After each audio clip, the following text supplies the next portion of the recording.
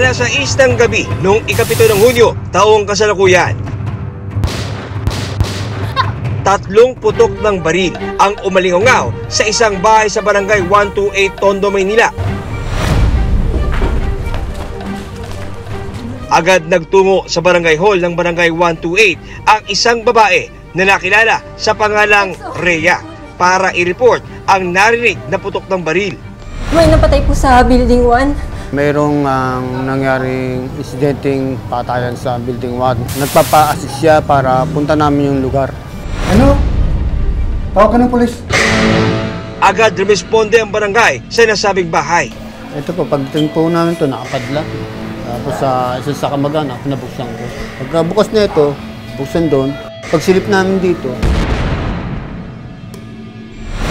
ayun na. Ipinagbigay alam naman sa Manila Police District o MPD ang nangyaring insidente. May tumawag sa akin na taga-Rahabaga Police Station dahil meron daw natagpuan na bangkay sa may Balut, Tondo, Manila.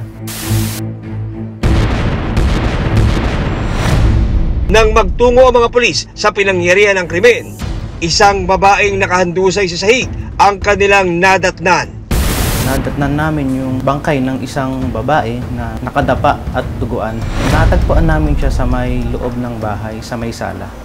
Sa investigasyon ng MPD Homicide Section, tama ng bala sa dibdib ang naging sanhi ng pagkamatay ng biktima. Base sa medical legal report na ginawa ng MPD Soco Forensic Unit, ang kinamatay ng biktima ay tama ng bala sa dibdib at tumagos ito sa likuran. Ano ang kwento sa likod ng pagkamatay ng babae?